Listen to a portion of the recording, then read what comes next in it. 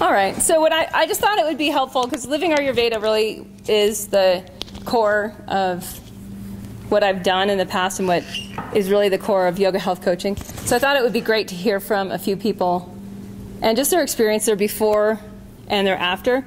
Because when we hear from other people, it actually, for those of you who've also been through living Ayurveda, you get a sense of what has shifted in yourself and also some of your growing edges. And for those who haven't, I know there's quite a few of us who haven't gone through yet that are signed up to go in September, you can kind of get a sense of, like, get your stoke on. So let's hear. Carla's got an awesome story, so I wanted to stoke. Get your stoke on. Stoke. S-T-O-K-E. Just go. Get stoked. Get stoked. It's a, yeah, let's not go there. Carla, living Ayurveda. Living Ayurveda. So I just am finishing the course right now, and I found it. I read Claudia Welch's book, and then I did the short course with you and her, and then went into Ayurveda. And I just have sort of I realized there was this depletion happening in my life. And so for the last 12 years, I had sort of been seeking alternative health options, chiropractic care, acupuncture, herbs, Chinese medicine, and I would feel like I had some traction, and I would start feeling healthier, but not fully. And I just knew that I was depleted, didn't know why. I also then, I gave birth to Sylvia 10 years ago, and then this past year, just this past April, marked 4 years of bringing home my two youngest through adoption. And was just realizing my kids weren't as healthy as I wanted them to be either. And I was focusing so much of my attention on them. And even Sylvia's story starts earlier. When she was about 3, she had 10 months of low-grade fevers almost every day. And I got tired of going to the pediatrician and them just saying, I think it's a virus. I think it's a virus. I think it's a virus. Finally, I just said, it is not a virus. I don't know what it is, but something more is going on. And so for her and me, I had just been sort of on this journey of health, and just seeking things out. Ayurveda, I didn't really know what it was. I don't think I did until the short course, the Healthier Hormones course. And but when it popped up, it just felt right. That's where I needed to go. Sylvia was done with her fevers. We had cut out gluten, we had cut out some other things, and it seemed to be helping, but I knew that she wasn't 100%. I knew that I was totally depleted. I had these 2 girls home from Ethiopia, which is where they were born, with early life history of malnutrition, and just struggling to figure out who they were and what they needed for digestion, and working through some GI issues and long histories of respiratory infections, and things were getting better, but not really at the rate that I wanted them to. I started the course last year, and very quickly I realized, first I need to focus on me because I felt like I was pouring so much of my energy in trying to get my kids healthy that my own health was just not there. And which had sort of started with the birth of Sylvia, which is common for many women, I think, postnatal. We just don't recover and really put that, damn it, yes, she was talking the other day. And so that's just common. Very quickly I just started diving into Ayurveda. Dinacharya totally spoke to me, and I just started making some of those commitments right away and saw almost immediate results in just how I felt and my energy. My kids were already long sleepers, but there were other pieces in there that I was tweaking. We were already eating pretty early, but there were so many other things just in the routine, just trying to get together. So then I came looking more at food and spice and doshas, and just really diving into things and realizing how in a family of 5, we're all different. And I always felt like at the beginning it was overwhelmed.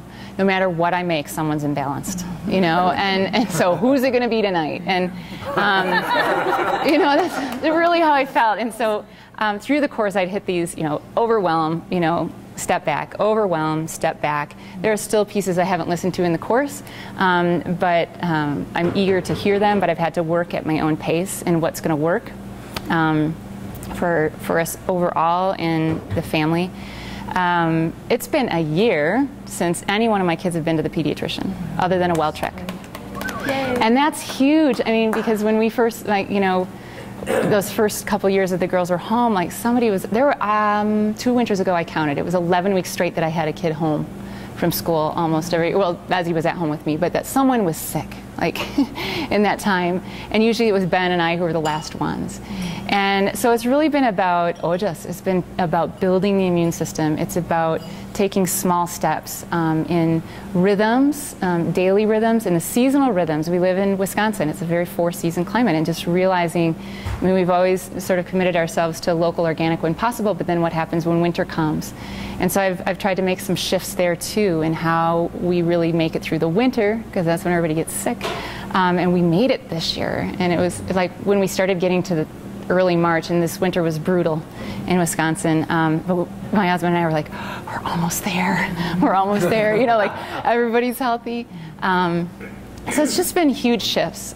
Sylvia can tolerate, you know, I still eliminate mostly so that she can still continue to heal, but there are a lot of just huge leaps in her health.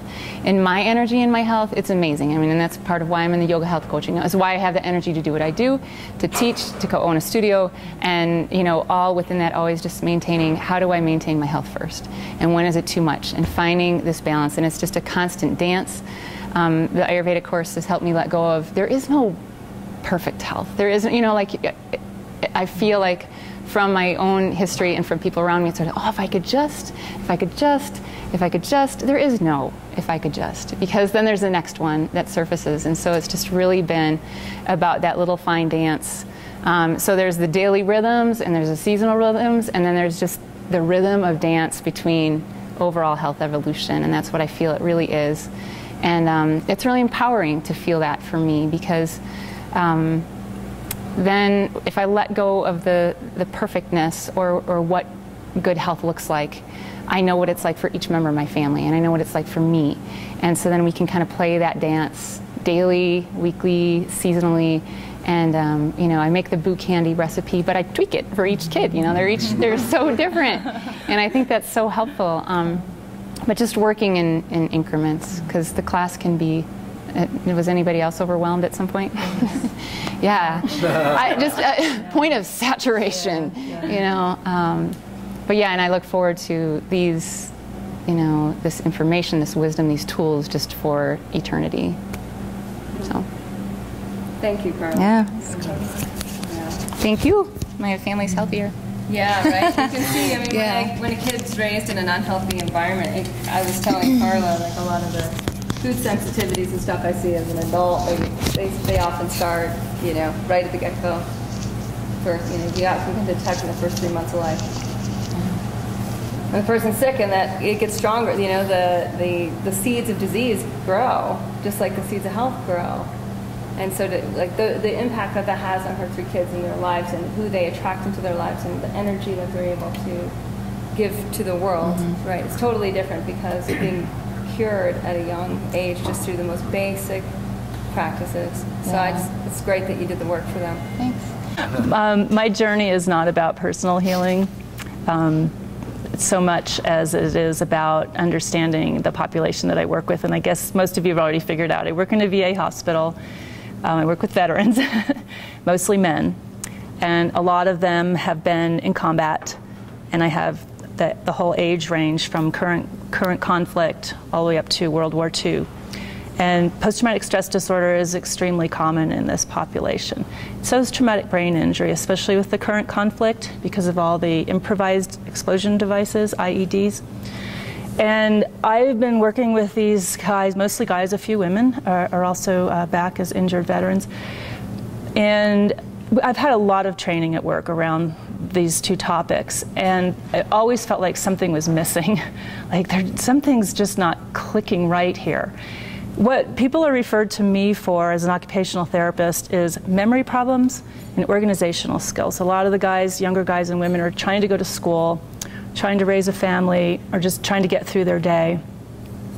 And I'll usually do a symptom checklist with them and kind of try to identify, you know, what are your primary issues? Because we could talk about memory, but that may not be your main problem. And I hear a lot of what's in our field called behavioral health problems. And in the past, I would just say, well, you need to, seek mental health. And sometimes I would walk them over there. You need to set up an appointment with the psychologist or the expert in this. And since I've been doing the Ayurveda course, I'll sit there and I'll go, too much pranavayu. Oh, Vata's aggravated, oh,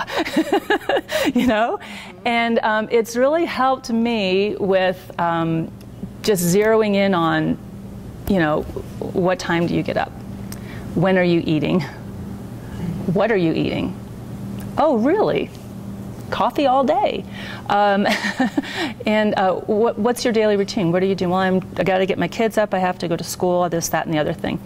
And the way I was picturing it was for someone with traumatic brain injury or post-traumatic stress disorder, it was like their day just yawned out in front of them. It had no order. It had no direction. So this is what I was seeing was basically uprooted individuals who just were seriously lacking in pranavayu. So what I wanted to do, because I know a lot of you work in the body healing, body work field, and a lot of you, I've been hearing stories of, I want to work with this population and this population, and a lot of you are looking at people with trauma. And so this applies to people with sexual trauma, people who have witnessed a horrific event, childhood sexual or physical abuse, even somebody can be coming out of a really traumatic relationship.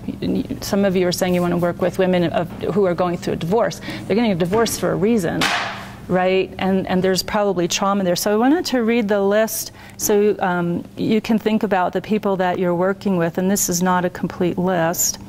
But these are the typical symptoms that are shared by traumatic brain injury, mild traumatic brain injury, and post-traumatic stress disorder, which encompasses a whole lot of things.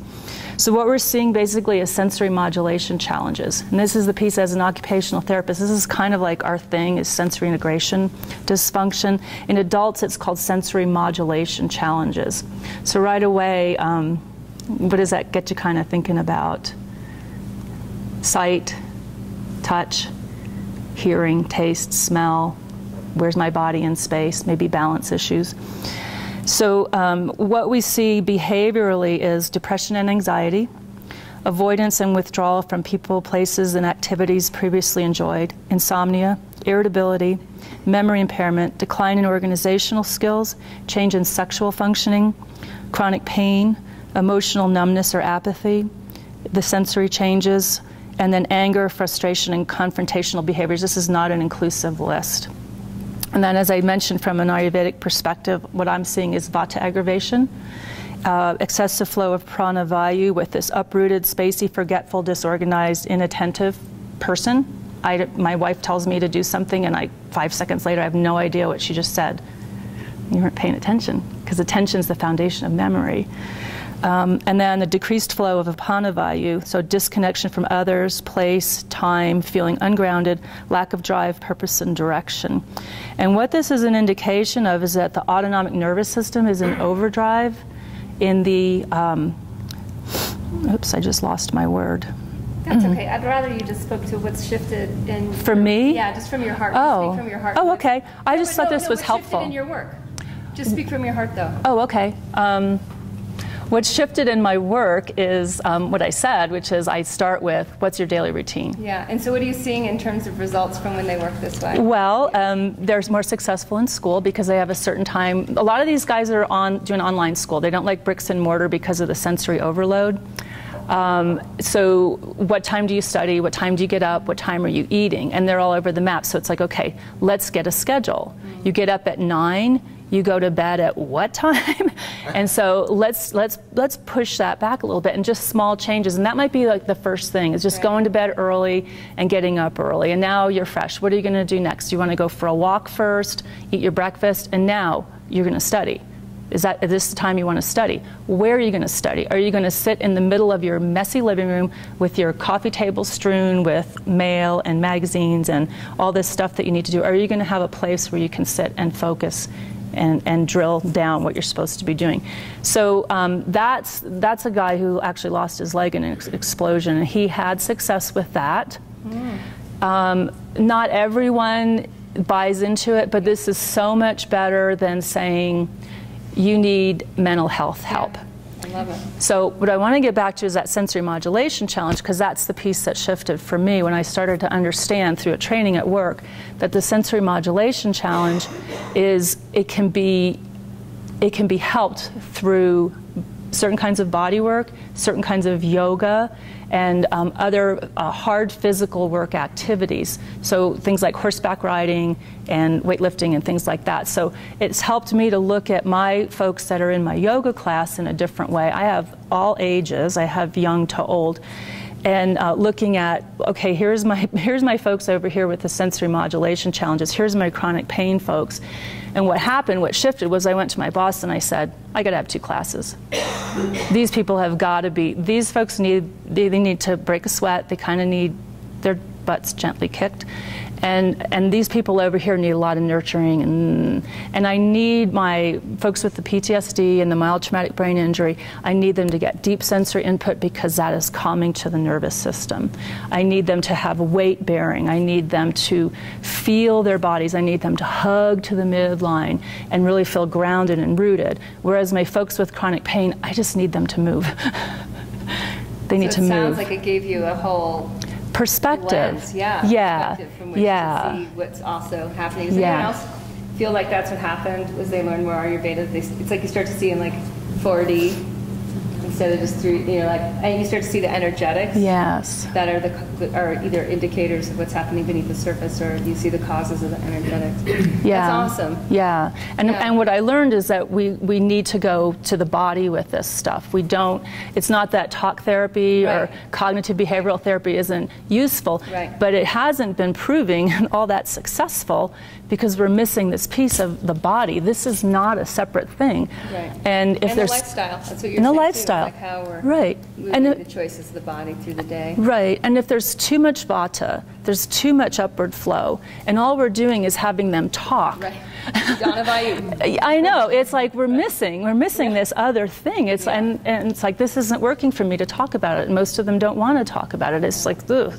No, I don't. I need this, and so that's what I really want to promote, and I hope that that's useful to you guys. Yeah, totally. It's really great, isn't it, to see the different perspectives of what can happen when one person has that lens, and then we were talking before about all the different tools that you already have, that they just get this extra tool of Ayurveda, this extra perspective just gets to amplify those other tools. Yes. Yes. I'm so glad, and thanks for doing the work. You're welcome. Thank you. Otherwise, I'm perfectly healthy in every way. Perfect. All right, and Lisa and Ira, would you mind passing the mic? So we can just start by saying you can take like 100 steps back somewhere she is, and that's kind of where I am. I know. I'm trying to remember. I feel like I should give you a little introduction too, because you first came to me and Driggs, and we were asking, I think, about the detox first, right? Yeah, I was working at the paper, and so we wanted to do and I traded article. Yeah, so we traded advertising. I wanted to do the detox, and I was like, so I'll write a weekly article about the detox if you let me take it, Oh, nice. Yeah. And that's kind of how and it was that kind of started. new. The studio was kind of environment was a really like, okay, you take your shoes off kind of. Yeah. I've never been. Oh yeah. And so I did that like sort of, and I definitely came into this different maybe than all of you because I don't have the yoga component yet. Like I came into it from more of an intellectual learn about this stuff. And so I did the detox, and I was working at the newspaper, and then I decided after 5 years of that I was done and I needed to move on. And so I quit my job without kind of any plan, and I started working part-time in Teutonia at a wildlife refuge, but I needed more money. And then I had been following Kate on Facebook, and she put up a thing that said, I need an herb room manager, and I was like, I'll do it, like I didn't know anything, and I, was like, I don't know anything about herbs, but, I'm a good worker and whatever, and so, and it worked out, so I started doing that, and then, so that's kind of how I got into, like, the whole scene, and then, I think we were just in the herb room talking with some other work trades, and I think you were just trying to convince me to trade the class or something, because you were like, living Ayurveda, you're like, it'll change your life, and I was like, all right, whatever, but it kind of has, like, you know, I'm like, she's just trying to sell me. You know, I'm such a cynic. But it kind of has, and I'm still learning, and I'm very, very new, and I'm taking the course next year. But just over the course of this Living Ayurveda, it's really opened me up to a different realm of learning. Like, I'm pretty intellectual in my learning, and I'm a straight A, and like I'll always go the extra, you know, whatever when it comes to work. And so it's a different kind of learning and a different kind of material that I didn't really know much about before. And what's been interesting for me is there's been some changes with me, like as far as like on my mirror at home now I have oil nostrils and abhyanga or whatever, like there was 2 things. Or I've listened to some of the other courses, like allergies I was just listening to, and you were mentioning something about vata allergies and chronic fatigue, and like this light bulb went off. And I was like, oh, that's me, like that's why, you know. And it was through Living Ayurveda that I got to that course. But for me too, it's been like funny with my husband, who's, you know, this snowboarder guy who isn't, I mean, he eats late at night, and he's a chef, and he doesn't eat very well. But I convinced him to get a Vitamix, like that was like a big deal. And now he's the one that uses it the most. And it's funny the way things affect him. Like, I'm noticing little shifts, and I'm kind of still more on that intellectual, like, this is how things work or whatever. But he'll be like, oh, I was tired at work today because I didn't have my green smoothie. Or, or like, I don't know what we were doing. It's kind of personal, but we were talking about enemas, and I was like, oh, I did an enema, and you know, it made me feel better. And then the other day he was like complaining about something. He's like, maybe I need to do an enema. Whoa. And so it's like, but like it's just kind of funny to see how he's been affected just through what I'm, you know, because I'm like, you shouldn't be doing that, or maybe you should try this, or like he oil pulls now, and like we both do. And so it's little things like that that have not only changed me and my perspective on life, but I'm seeing that it's changing him too in a different way, because for him it's more visceral, and he automatically can tell, you know, eating this way and doing this makes him feel better. And so seeing that also in someone that I'm close to is kind of pretty validating. I don't know. Yeah. Huge. No, it's huge, because it is these little things that over time, because you give something like if he's used to having a heavier diet, and he's more pitta kapha and has this, you know, this chef lifestyle where he's working at night, but now he's got these green nutrients in the morning, and yeah, we can see effect over a month, but when we see effect over 10 years and 20 years of that nutrient intake. Yeah, and he's starting to, like, there was something on about energy drinks the other day, and I was like, you don't drink those anymore, do you? And he goes, not if I have my fruit and vegetable juice. Like, and he's dead serious. Like, he's not like just making it up and whatever. And so he's not just saying it to like make me feel better. And so, yeah, and then for me, it's just learning more about self-care and kind of not being so anxious all the time, and figuring out ways to do that, and that it's, you know, in my control, and I don't have to take like anxiety medication, or, you know, like I can do it on my own and naturally, and it's, you know, a lot easier. So I'm still very much a beginner, but it helped me a lot, and I definitely am taking it again, and you can go a little, it's like you can go another level every time, because there is a lot of information, but it's nice that you can just take it when you can and how you can, and then move on. I don't know. Sorry, that's a very beginner. But no, sorry. I mean, that's huge, right? It's like, and this is what I was talking about earlier too, with like access points, like with who was asking about like how do we get our clients more interested in eating wild food? Sarah. Me. I can't find you. I can't find you out there. Right here. Right? And it's like, how do we open the doors? How do we get access points through, you know, VA hospitals, through adoption programs like you're going to develop, and, you know, just through... Well, yeah, and then Kate, so I've been her urban manager, and so I was like, I started a new job at the hospital, and we were trying to do employee wellness, and so I was like, can you come do a thing about, like, noxious weeds? And so we all went to Kate's house, and it probably wasn't super beneficial for Kate, but she was able to do it, and, like... And the paper showed up? Yeah, and the paper showed up, and she put thistle in her blender, and they all drank it, and it was great. And then actually, next month, I'm just going to teach them how to sprout. And so all of that is coming from Living Ayurveda, and, you know, just the whole yoga healer thing. I think it's a little bit of everything. But that's awesome. Yeah. Thanks, Lisa. Yeah. Sarah Rusnak from Sandpoint, Idaho. Big picture, Living Ayurveda has just opened me up to a lot of wisdom and a lot of networking, of all the podcasts or the information almost always was stimulating some kind of like, I want to learn more about that. Well, let me go look. And so just the flood of information is really inspiring and helpful. Big picture also, I have really settled into a pretty sweet relationship with my body and health as a lifelong piece, that there's nothing that really needs to be solved right now, but that I will continue to know more and more, and that makes me look forward to getting older and look forward to tomorrow. My establishing of daily rhythms has been great, up and down a little bit, but more consistent, or like then doing the detox where it's an intensive, I'll watch it bump up a bit, and but it's the base that's being built that's not going to go away, and consequently I am much more sensitive and aware of my whole digestive system, my whole inner world.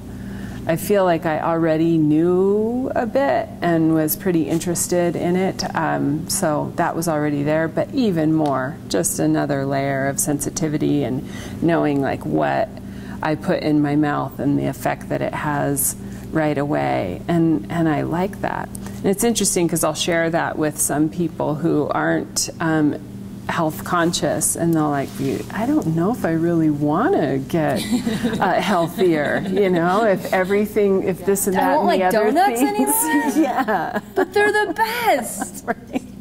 Alcohol will kick your butt. Yeah. Small amounts. Yeah, and that happens, and it's okay. I feel like I have quicker access to my body's biofeedback and long history since I had my kids, who are now 16, of depletion, constipation, digestive issues. Really, they've been getting better all along, but a lot better in this course, and just more empowered knowledge about it, and a settling into like, oh, I'm doing something. Everything might not be fixed right away, but it's happening. And how's it impacted your work?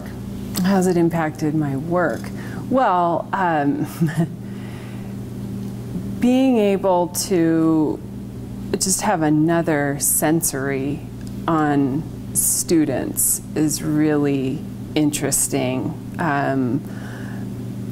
Being able to just get information, sometimes not even having to put words to it, but just being able to read energy, being able to know their body type, having more confidence in my own knowledge, giving me the power to ask more questions. I've deepened relationships with students hugely, know so much more about them, so then I feel like I can help them more.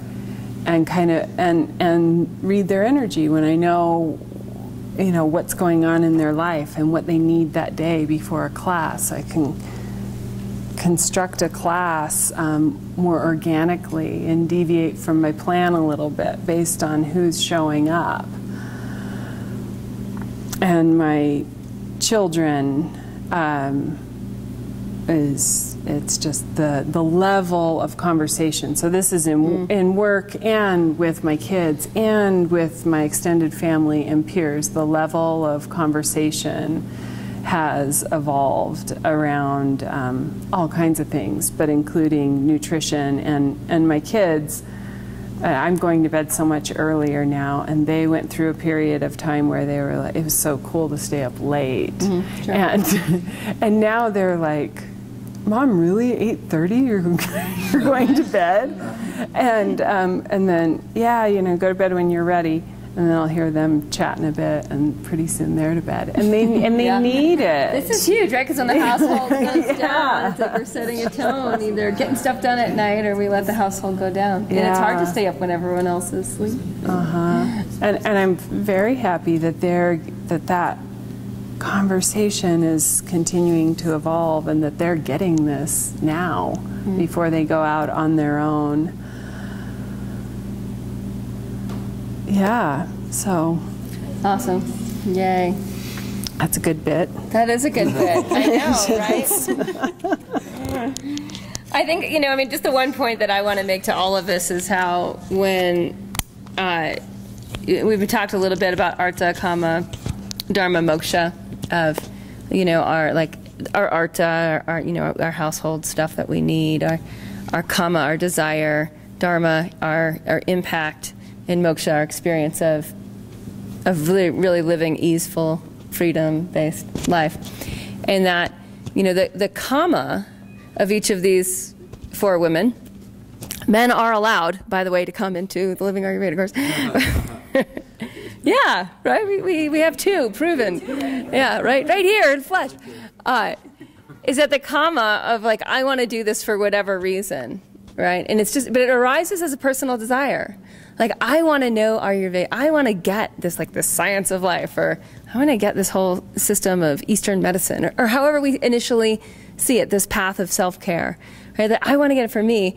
And then what we hear when we hear them speak is, yeah, it helped them, but we also hear the bigger impact, right, that it has. And I just want to point us to that we can start to trust our desire a lot more.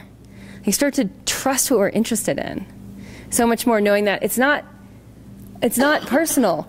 The desire isn't personal.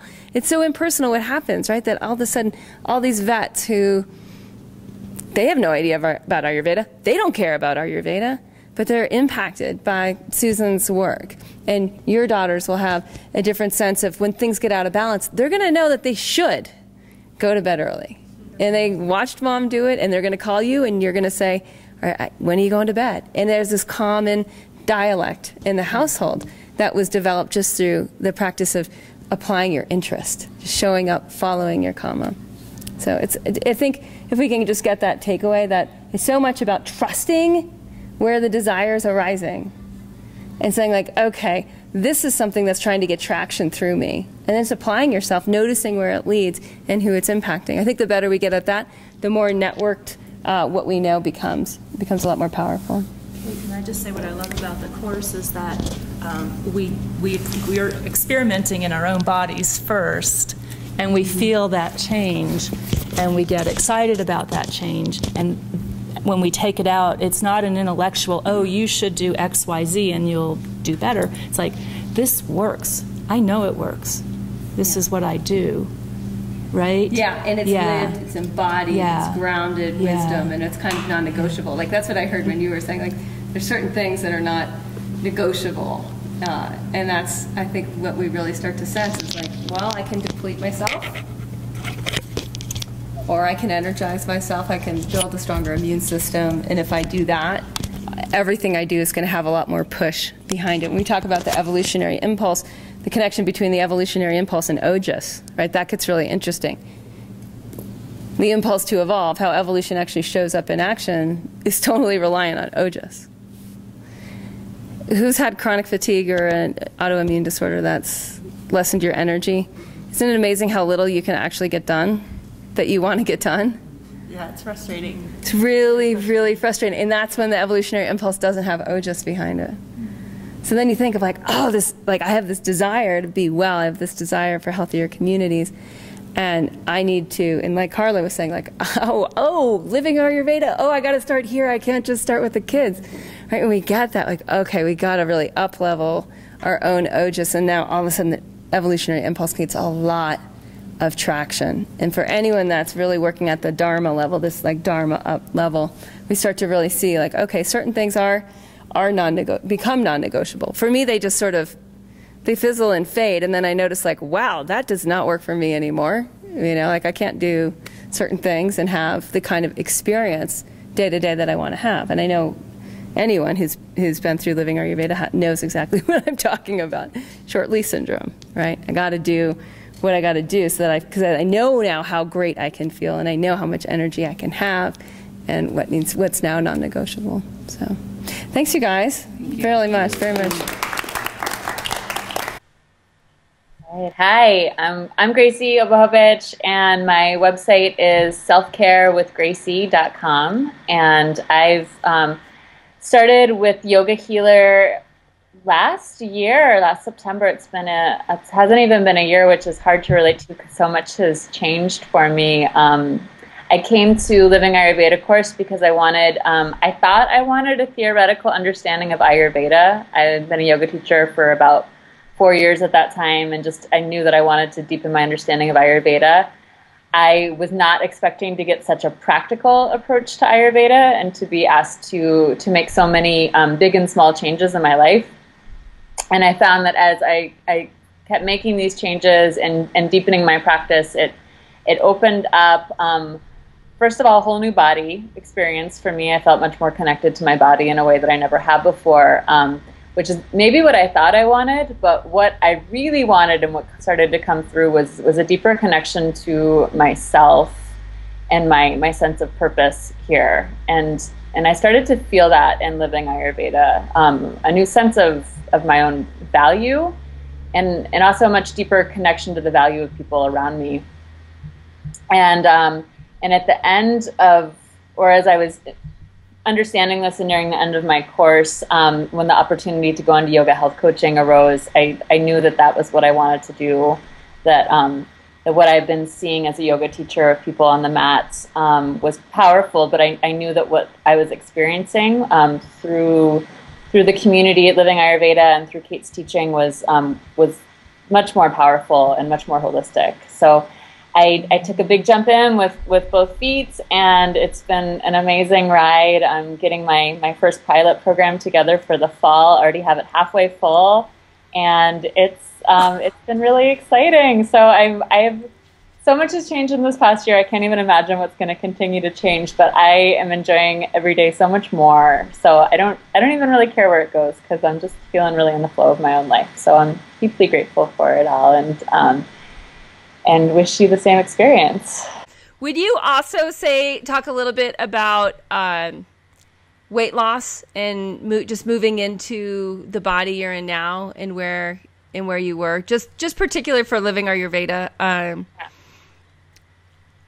Yeah, I feel like we should have like a before picture up next to me. Okay, yeah, look, I was just actually not too long ago, I led this retreat in Bali last summer, and the photographer finally got the pictures back months and months later, and I was looking at them oh my gosh, that does not even look like me anymore. It's really crazy. I mean, I've lost 30 pounds in this past year. Yeah, it's really interesting how much I actually just went to the OBGYN yesterday, and she was like, well, what happened? And I'm like, it's really hard to describe what's happening, but something's happening for sure. And how have your students noticed the difference in your yoga students, as far as you're, really embodying the teachings of Ayurveda as you're learning? Yeah, people definitely want to know more. I think it's been inspirational for a few students. They feel stuck in their bodies, and I think they see that I've figured something out on whatever level that they're seeing it on, and they want to know more, which is really helpful for health coaching, actually, because as I was saying it to one student, she was like, well, I believe you because I've seen you go through it, Yeah. So I think it's kind of given in this culture where people think they want to lose weight. It's been helpful just on the physical to be like, oh yeah, if you want to lose weight, I can help you with that. What you really want is something else, but I can help you with the exterior levels of that. And some students, I think it threatens them. I was just talking to my mom about this. I think some students, they kind of got comfortable with me being a slightly heavier yoga teacher, and that made them feel comfortable. And I think some of them, it's I've changed and I'm not a comfortable yoga teacher. I think it maybe feels a little I don't know, it's an identity shift for them. I think that people react differently. Some people are excited, some people are concerned, some people are, kind of want their old Gracie back, I think. And that's I can see it because it's such an external shift for you, the losing the weight. What about the getting unstuck? Like are some of your students too noticing that you're more unstuck and wanting, and if they identify themselves as someone who wants to have that shift, is it easier for them to connect with you? And the second part of that question is like, do you kind of feel like that's where your yoga health coaching will niche, is like helping people get unstuck? That's a good question. I'll answer the second part first. I think that my yoga health coaching is going to niche more in helping women get grounded and find more like ojas in their experience, because I think that's what it was, is I was spinning out and I wasn't grounding down. And I think it's something that's a little hard, because I feel like really central to my experience is being like, I was in these relationships that weren't serving me. And I feel like it's a little bit hard to bring that up to people, because I know a lot of these, people who are in my Department of Justice classes are married and probably feeling stuck in their marriages. And that's a big threatening thing to bring up, you know, and just seeing what happened at the end of our Body Thrive, it shifts that stuff. So it's like, I don't know. I'm like, do you want this ride? Like, I'll take you on it. Like, but it's like not advertising that. But I think that what they all know that I went through like a big breakup in this past year, and I think it's been inspirational for a lot of my students to see that I didn't fall apart. That I was, that I've used it to like a positive advantage, and that like it was, positive for me to see that too. I wasn't sure that I wasn't going to fall apart. But like these practices are what helped me up, and help me to not only not fall apart, but to move forward and to become who I really wanted to be in that. Awesome. Well, thank you so much for sharing your story, Gracie. And your website one more time for if people want to find you and connect. It's thank you. It's selfcarewithgracie.com. Yay. Hey, thank you. Okay, hi, I'm Ariane from Spain. And I started doing the Living Ayurveda course with Kate last year, so in 2013 to 14. And I can only say, I'm super blown away by it, and I loved it, and I've learned so much. In fact, so much that I'm willing to commit to the yoga healer coach training that I'm going to start soon. And I just think that everyone should do this, because you learn so much about yourself, about your health, about how to help others if you're a yoga teacher, to help your students to advance in their path of learning. And it's just been amazing. So I really, really highly recommend it. It's great. Kate is great. She explains things in such a good way, and it's just been excellent. Hello, I'm Dawn Lane from Cedar Rapids, Iowa, and the owner of Advanced Yoga Studio in Cedar Rapids. I met Kate through the Yoga Detox program and loved it. I've been doing that with her for about 4 years. I love how it's very easy, down to earth, and I came on board and did her business course and then the Living Ayurveda program. Kate's programs are so easy to comprehend and very easy to follow, packed with information and a great support system in the community. All right. Yoga Glow and markholtzman.com. So, in order to actually talk or speak to my experience as a yoga health coach, I need to dial it back a little bit. Way back, I won't spend too much time in my childhood, but I do need to dial back and talk about Dharma a little bit, and what I've always felt that my Dharma was, because it actually plays a very big role as to how and why I found this program. And for me, for the longest time, for as long as I can remember, I've always been driven by a Dharma, which is that really nothing would mean anything to me unless my life was of use to others. That was like an overriding thing, even at a surprisingly young age.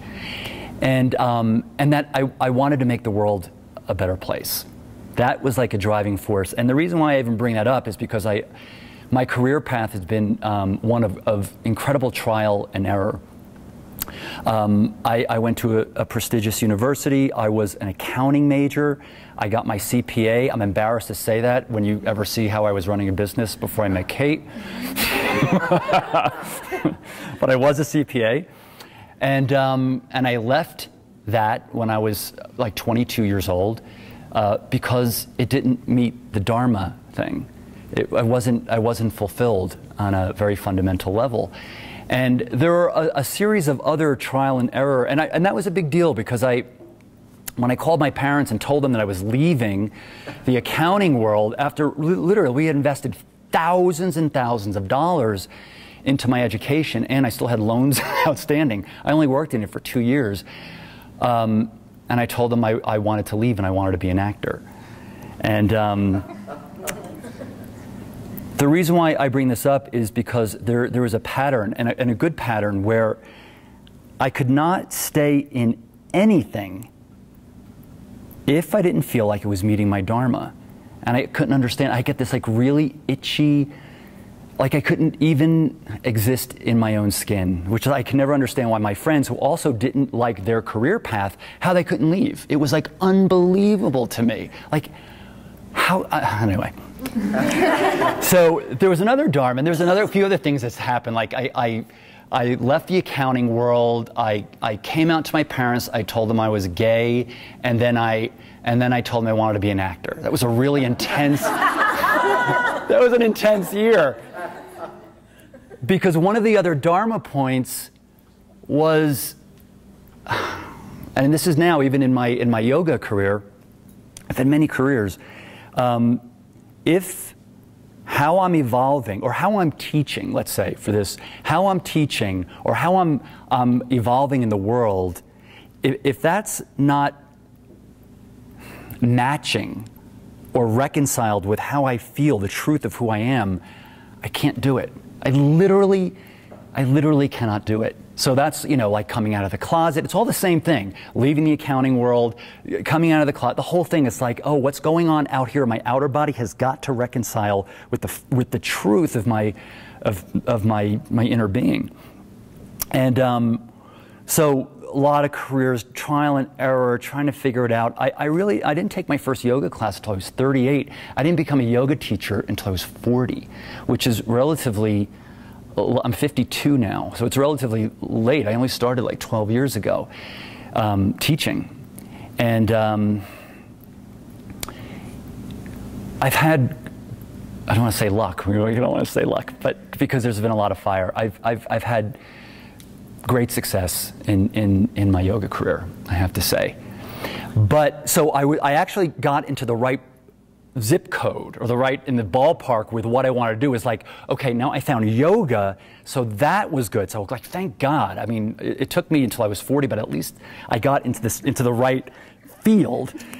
And then I was satisfied with a lot of things, like I was meeting my Dharma and all that in many different ways until I was outgrowing it.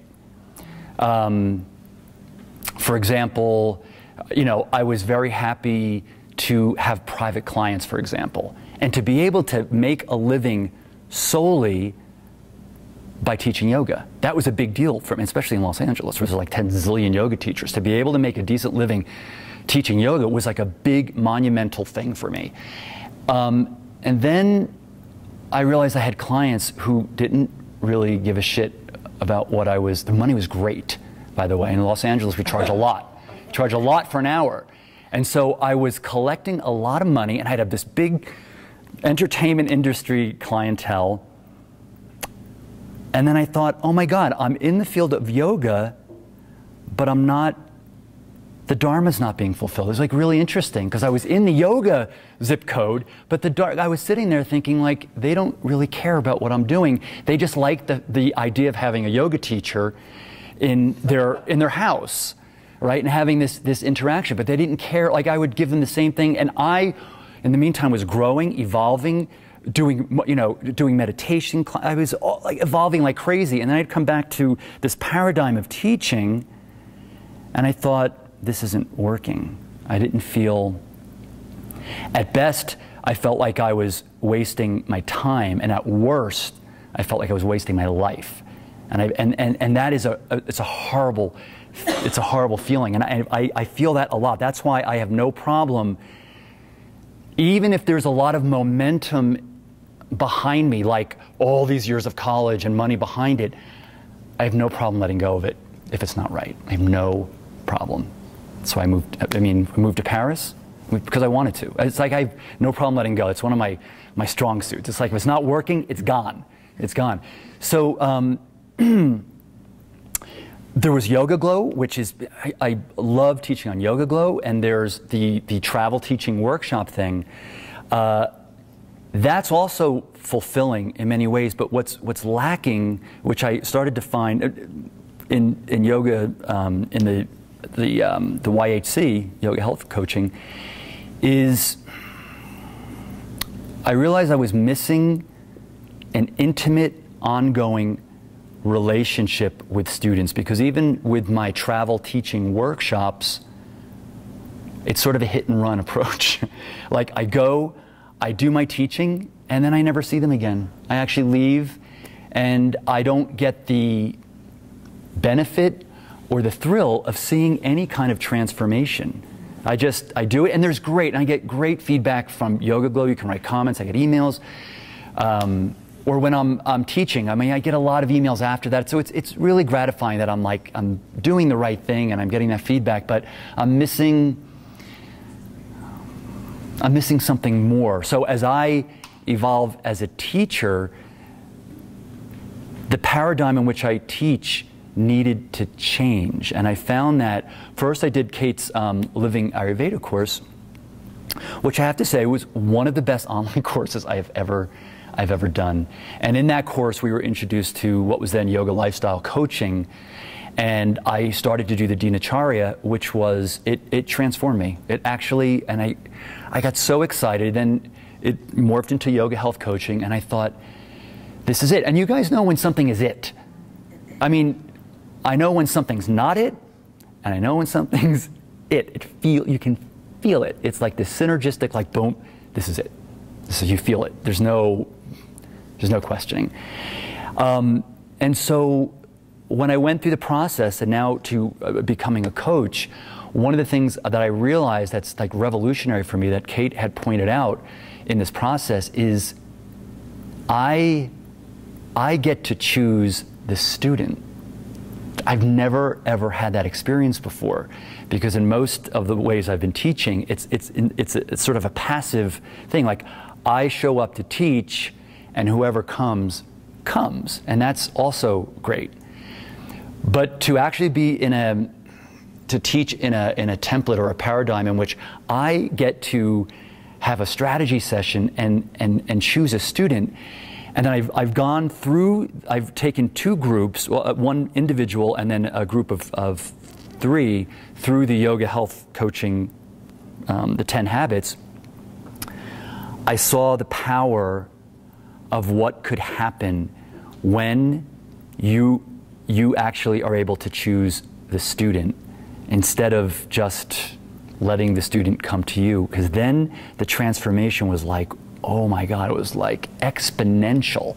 Because it's not just me giving, it's them meeting me halfway, and then incredible things started to happen. And I thought, oh, this is, and I just, basically the whole yoga world began to open up for me, and I just saw all these possibilities of how I could teach and what I could teach. Because after a while, I was a little tired of teaching downward facing dog. You know, I thought, well, am I going to teach downward facing dog for the rest of my life? I mean, I love teaching, and I probably will continue to teach it, but there's so much more. And so what I got from this is that there's so much more. Once you get a glimpse of so much more, then even more doors begin to open. And so I feel really, I don't know, it's a really gratifying experience to have the Dharma met on all levels, including that my own evolution and truth of what I want to offer is actually matching what I'm actually doing. Like the desire is my teaching is matching the desire. And so it's really been an awesome experience, and I can't wait to do more. So I'm really just starting out. I've just finished YHC, or still in the process, and it's been pretty amazing. So transformation, really. And I get to see the students transform. and get more of an intimate contact with them and check in with them, because I felt like I wasn't intimate with my other students in that certain way. Because we're taught as yoga teachers, like, don't get too involved with your students, don't get too personal. And for this stuff, you have to get pretty personal. So I had to break that paradigm, and that's some scar, like, oh, I can't ask too many questions.